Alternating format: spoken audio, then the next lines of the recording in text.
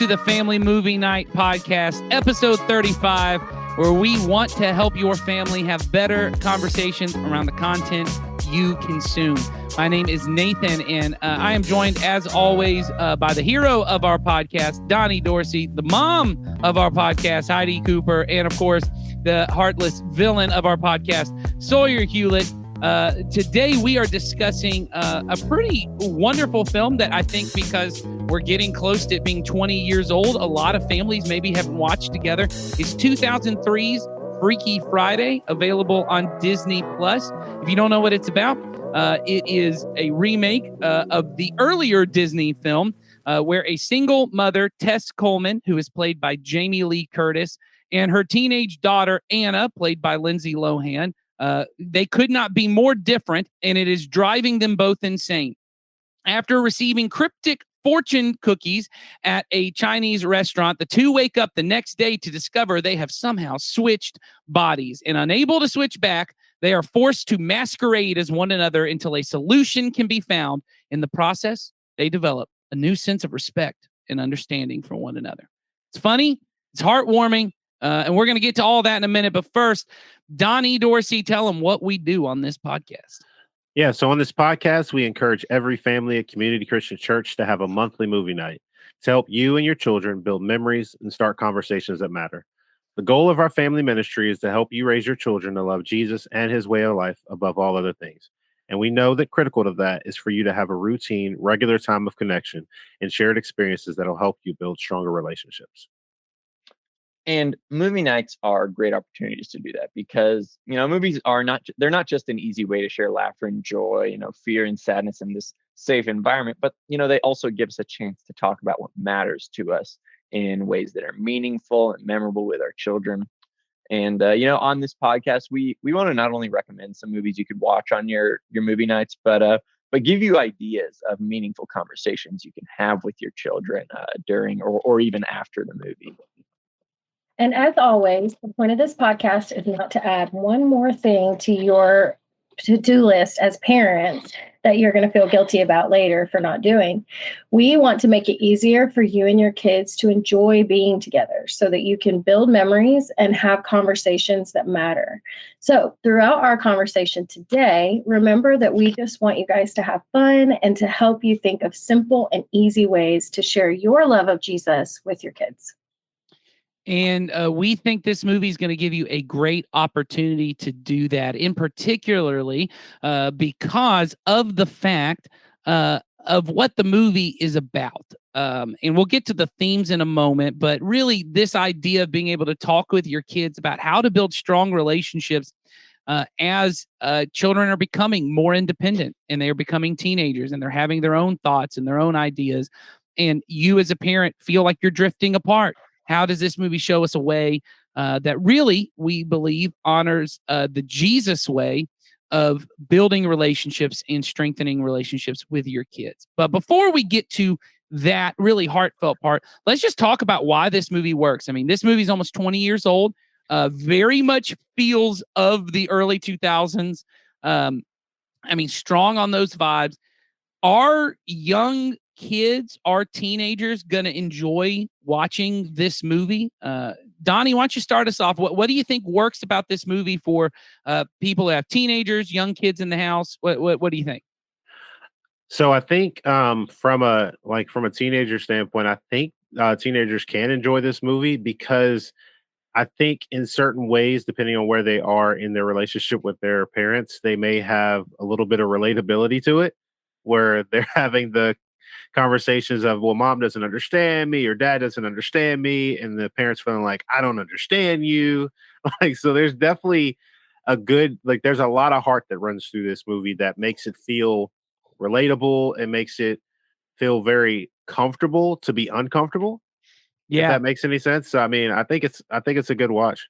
Well, there's a lot of comfortable to be uncomfortable moments. I'll just say the best one is when they have switched bodies and they're getting dressed in the morning, and the young man accidentally, the young brother ends up accidentally seeing his mother's underwear as she walks into the room. One of the greatest gross out faces from a child. That is the most relatable feeling in the world. So Yeah, this movie I think is a really funny. And humor often doesn't translate over generations, but this movie is really still very funny and Mhm. very I think because of maybe the timeless elements of teenage girls and their moms and the kind of relationships that and the problems we know come with that. But I think what makes this movie work as well as it does is both Jamie Lee Curtis and Lindsay Lohan. I Absolutely. think their performances, and obviously Jamie Lee Curtis is one of the best performances in the film, just in her um, in the way that she portrays both a kind of critical mother, but also this teenage girl in an older woman's body, all that kind of stuff. But I think Lindsay Lohan is doing just as good of a job as playing an older woman stuck in a young woman's body. Sawyer, you're nodding. Is that what you think works best about this movie? Yeah, this is easily my favorite aspect of the movie is the humor aspect, and specifically in that relationship. I I think, and this is like my thing with like the relatability aspect is like I don't know which age groups of kids will like this movie today. This is I feel like this is a difficult movie to gauge on like who I can guess will really like it, just because honestly it's a really weird premise for a movie.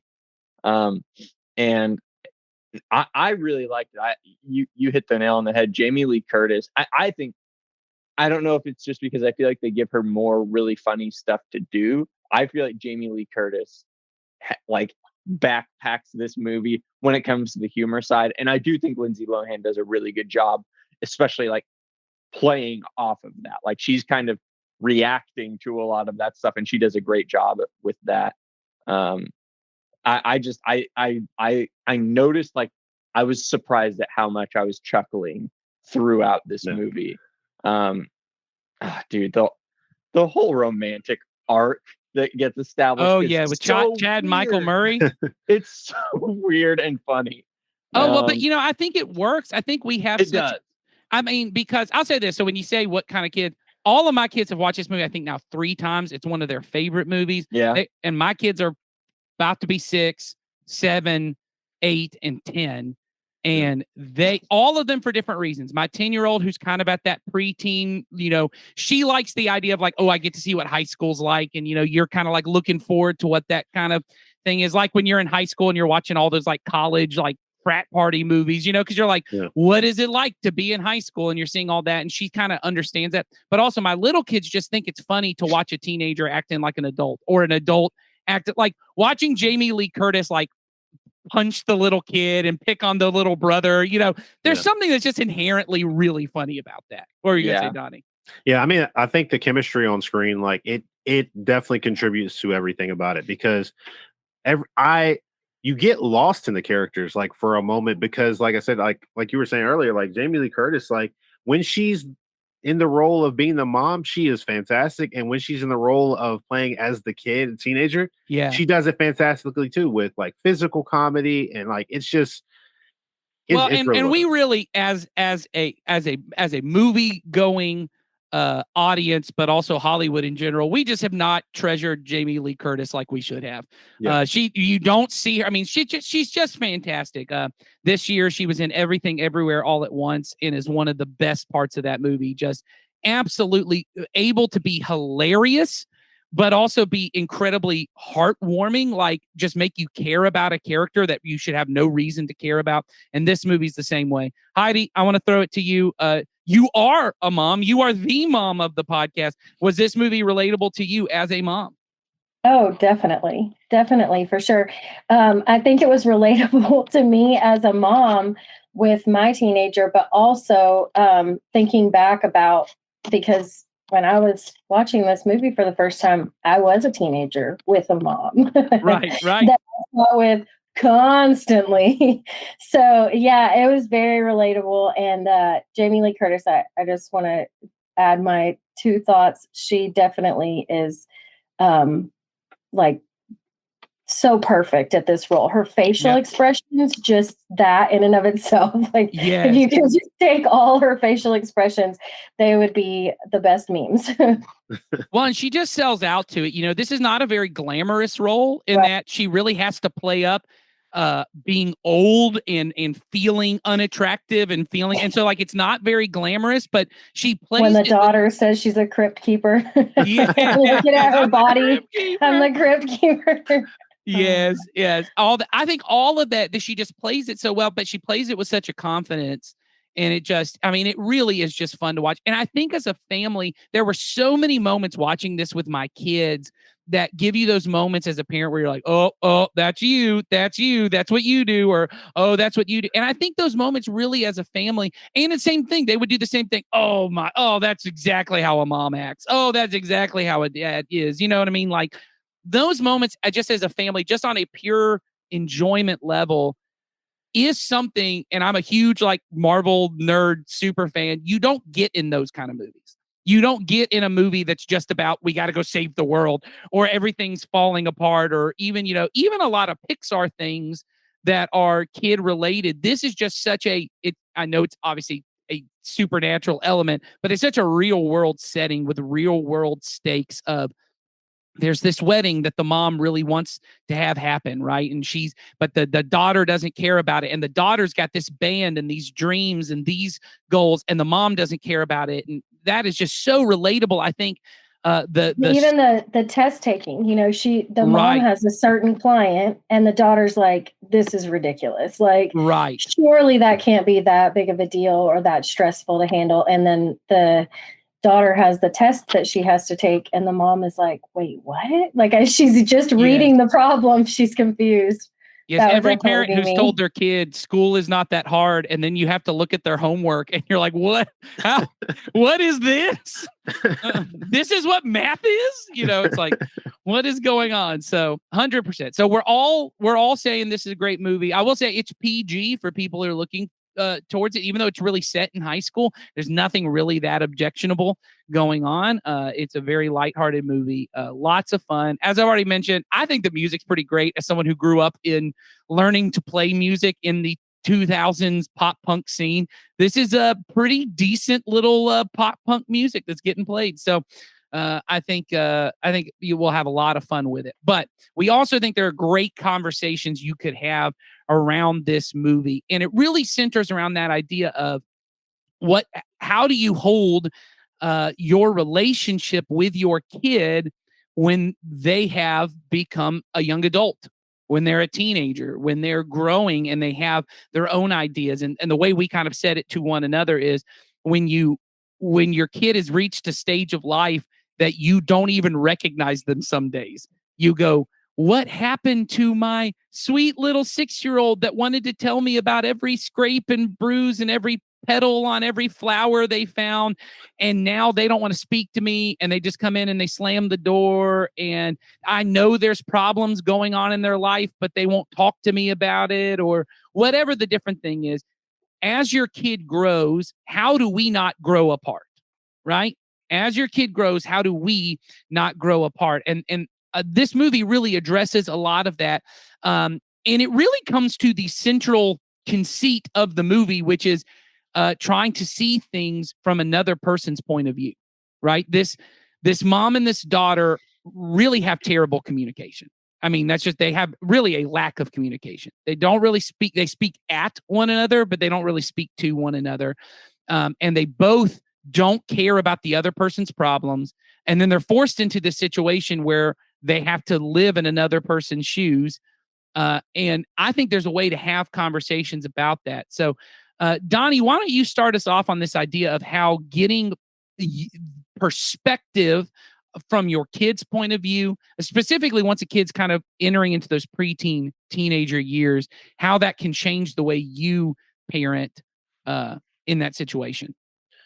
I mean, I think especially as the kid gets to the age of, I won't say of maturity, but as they're maturing and changing and kind of developing their own identity outside of being your kid, I think that conversation is just really just focused on listening and hearing what your kid is saying, because I think it's, because I grew up in the generation of the idea where, kids are to be present but silent kind of thing. Like, Like Seen, say, not heard. yeah, like say less, like, in that moment of like, but I think it can do damage. It doesn't always, but it can do damage because it's the idea of, well, as a child, I don't have a voice. So then by the time I get to the point where I'm old enough, now I want to voice every possible opinion I have and everything is very counter and very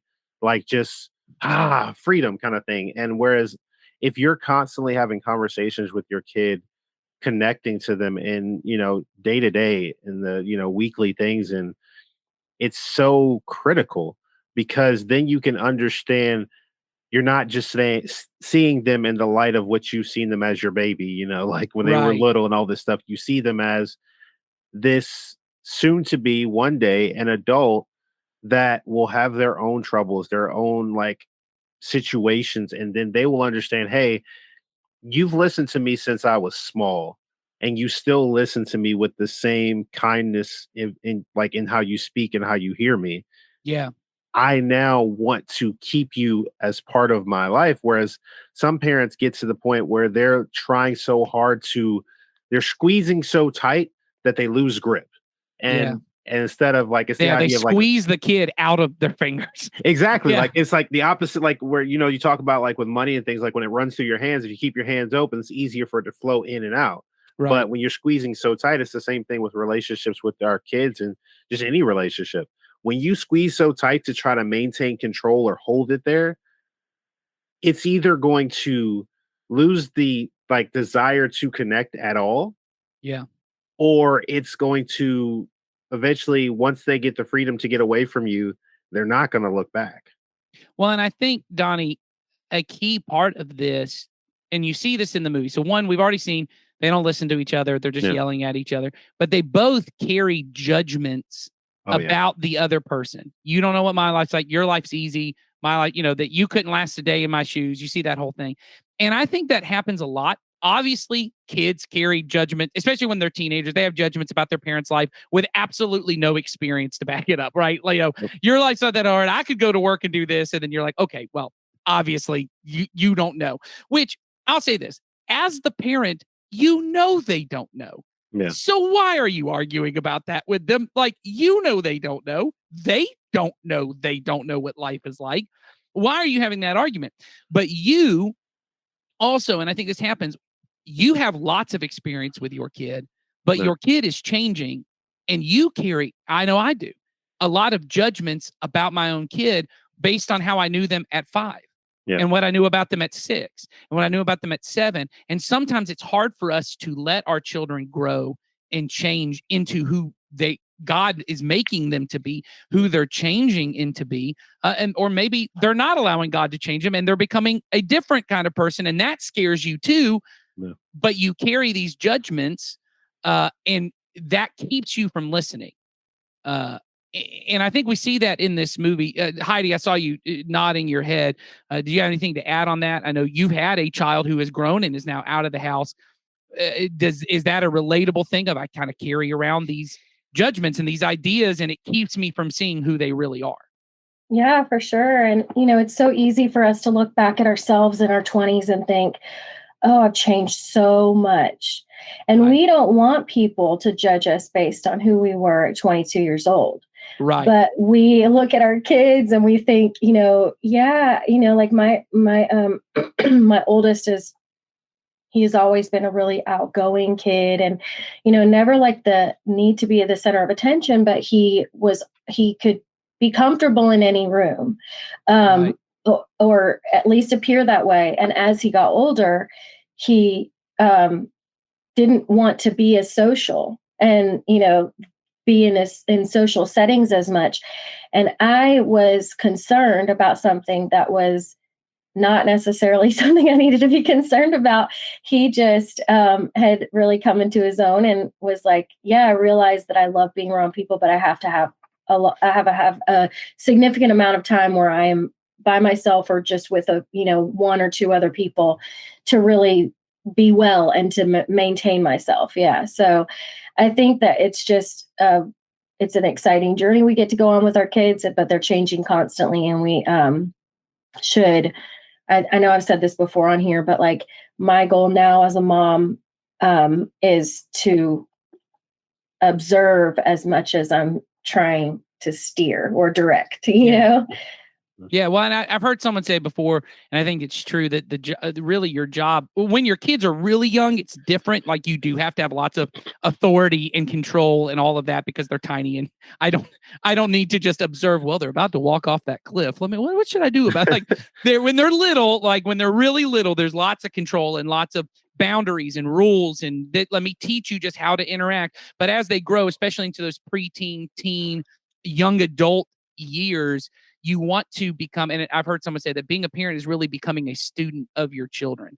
Like you said, observing, listening, dropping those judgments, trying to figure out who they are so that you can help them learn how to navigate life based on the unique way God has made them, because you do have that experience they don't have. And you see that in this movie where the mom is constantly like, why aren't you friends with that girl? Y'all were best friends and y'all had sleepovers. Well, it turns out that girl has become someone no one wants to be around, right? Like there's something that's done that. Or it's like, why are you dressing this way and putting, the black fingernails and this whole thing? You used to be X, Y, and Z. And, you used to talk to me. And it's, well, she's become her own person and she has her own ideas and the mom's unable. And what I think is funny is the mom is a psychologist. Like the mom knows how to listen to her clients. She even tells her at one point what you should say to your client when you have to pretend to be me is, and how does that make you feel? And the mom doesn't understand how to apply that in her relationship. In fact, she's trying to, at one point, the daughter says, like, don't shrink me, mom. Like, I can tell you're using your professional therapist thing. I want you just to listen to me. Yeah. So there's this one scene, and it's when they are about to switch.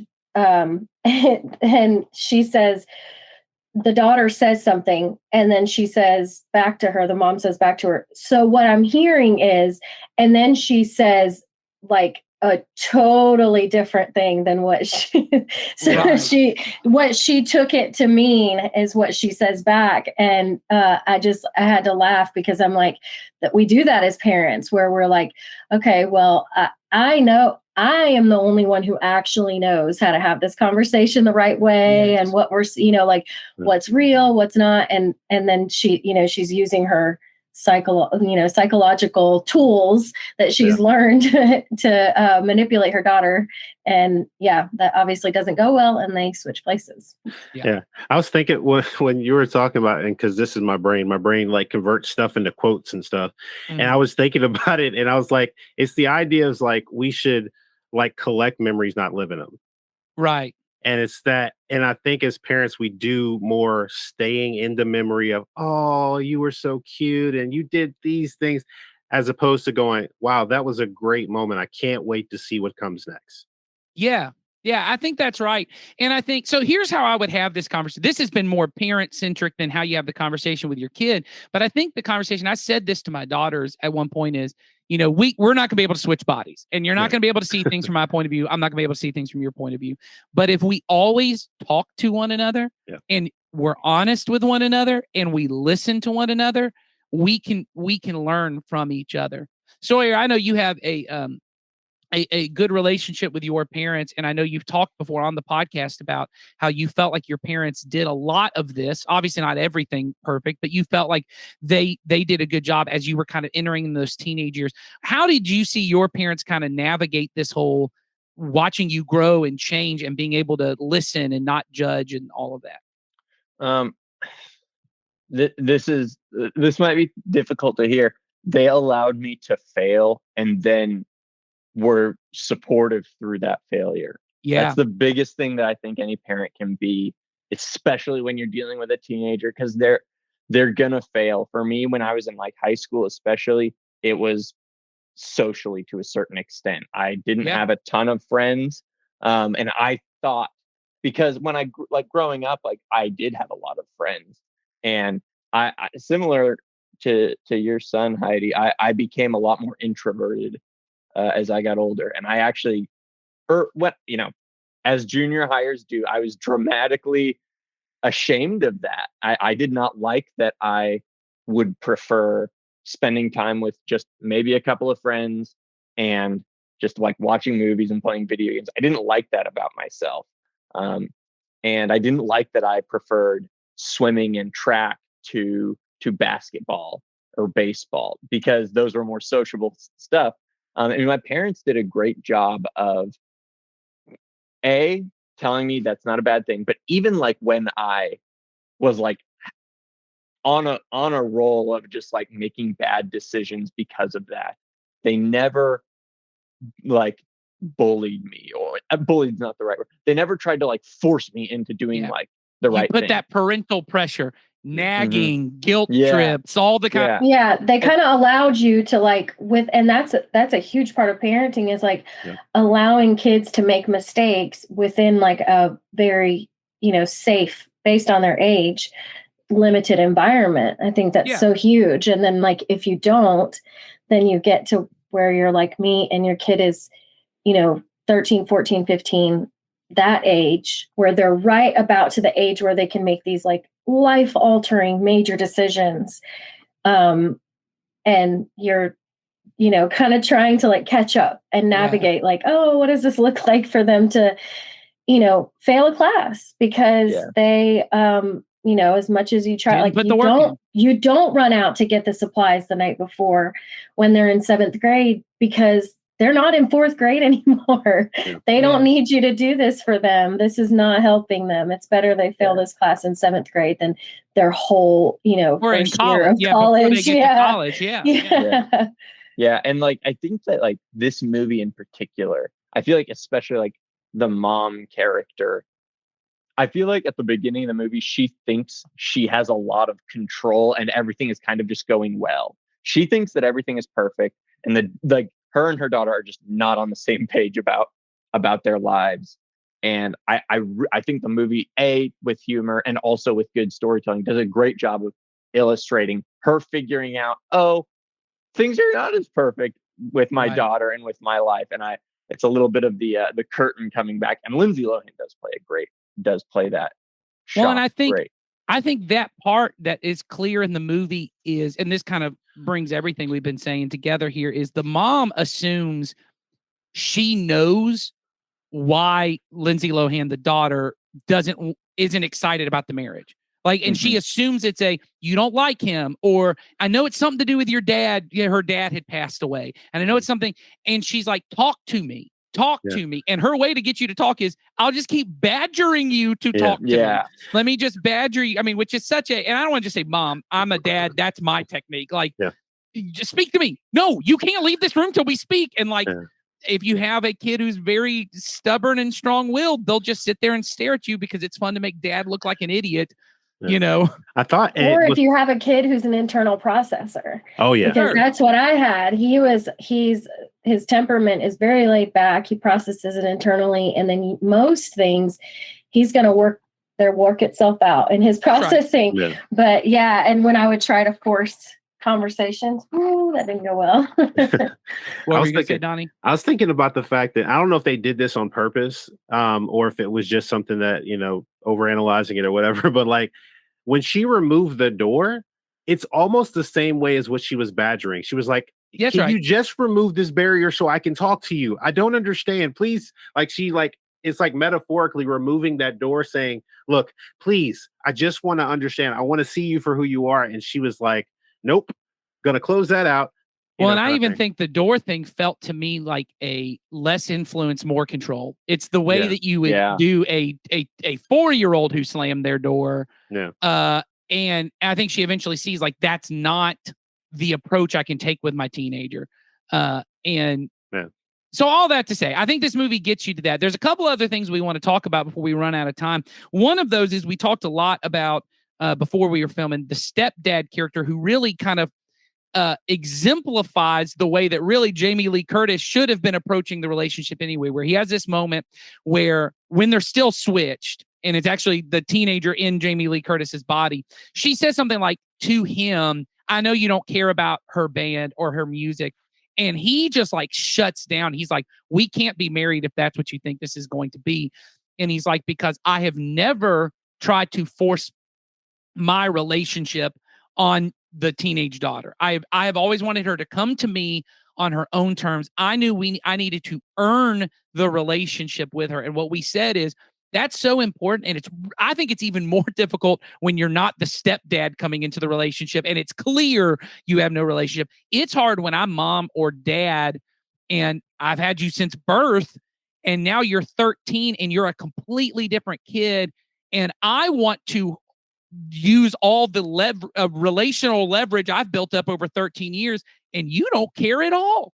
And so you have parents saying, I have fed you, I changed your diapers, I did this. And the 13-year-old's like, you don't get credit for doing things that you would have gone to jail for not doing. Like any parents like, I fed you and I didn't let you die. And it's like, yeah, because you would have gone to jail had you done that. So like, you don't get credit when you pull into a parking spot and you didn't run over 10 people. Like, someone give me a medal, you know? I feel like the stepdad, the Mark Harmon character, I can't remember his name. We're all just calling him the stepdad at this point.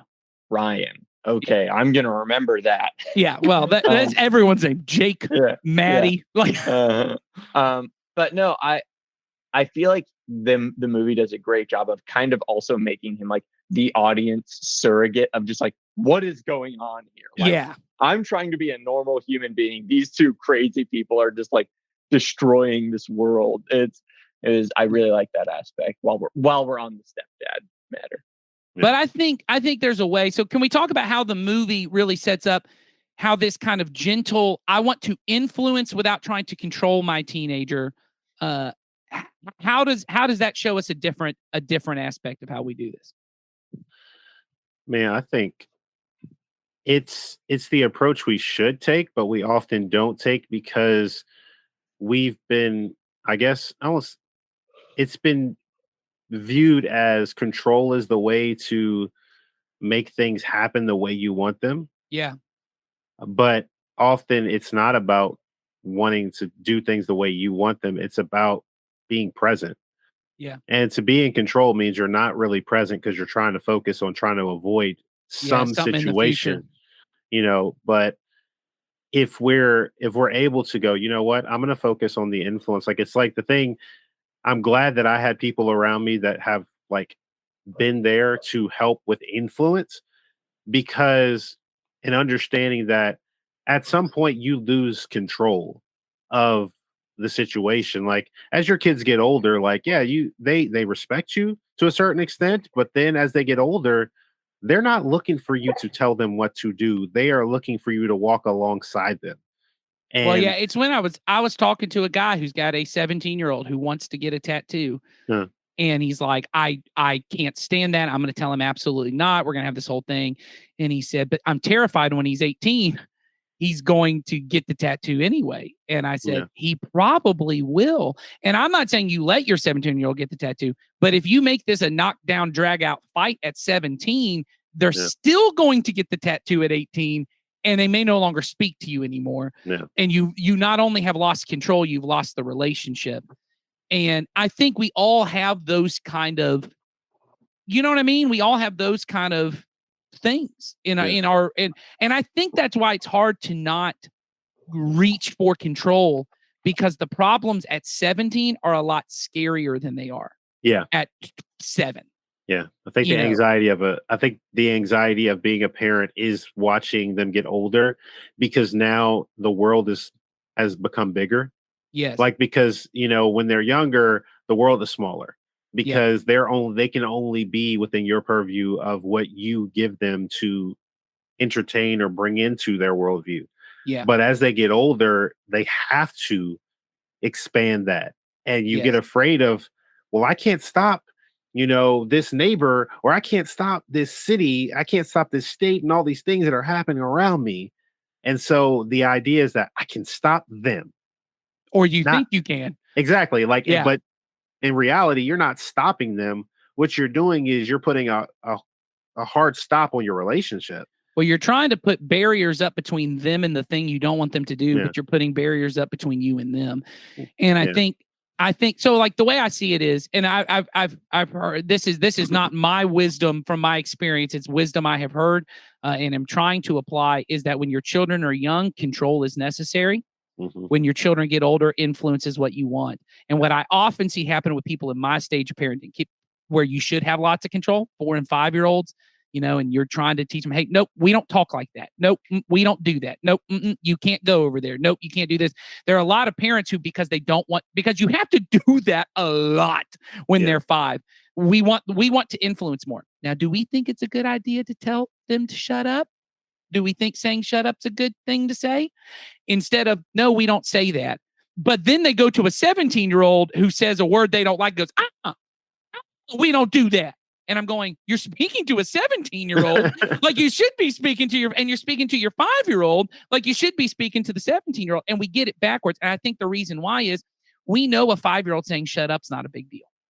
And so we try to treat this with this very gentle, influential approach. And then when they're 17, I'm really freaked out that you're going to say a bad thing to somebody who's your boss. And so I'm going to yell at you and try and have the control and try and put all these boundaries around you. And both approaches are not helpful, because it is true. The proverb from the Bible, you train up a child in the way they should go, and they won't depart from it. Now, that's not a promise. That doesn't mean if you do everything exactly right, your kid turns out exactly right. But it does mean, and this is the truth, our lives are trajectories. Early adjustments really determine the direction that our lives go. And everyone can see this. If I choose every day to be an unloving person, it is much harder when I'm 80 to be kind and loving.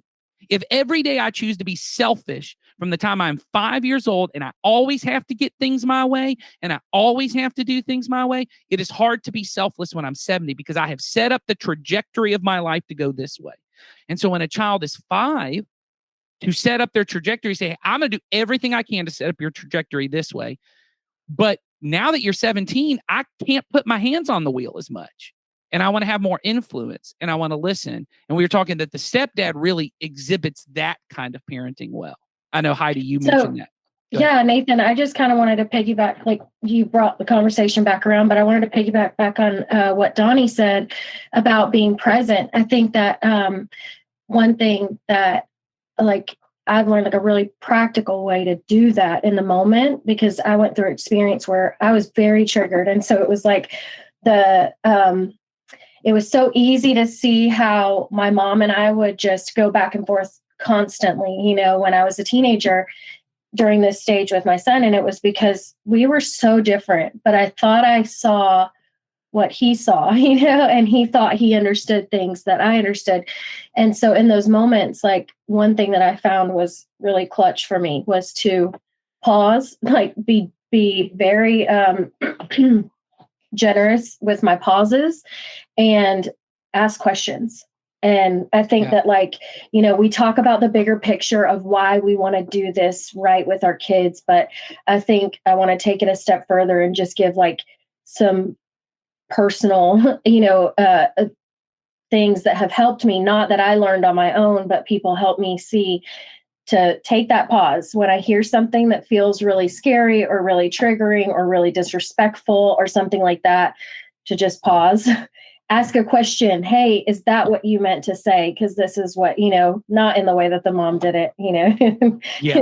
But yeah, really trying to have that conversation and be open to what your kid is saying, instead of seeing your child, as a threat, Yeah. Well, and I think ultimately where we have to get is where the movie, which I thought was a really, the way that they're able to switch back is when they do something selfless and self-sacrificial for the other person, which really comes from, Philippians 2, of looking to the interest of one another, that we're to have the same mindset as Christ Jesus, who in humility looked to the interest of others, valued the interest of the other over themselves. And I think as a parent, to be able to model for our children, I am interested in your good over my own, no matter what part of parenting you're in. Because I think one of the reasons it's really hard, and I'm just because I'm in it, to be the parent who's always, this is the rule when they're 4 years old. The reason it's hard is because I really want them to like me. I really want them to like being around me. And I really want this.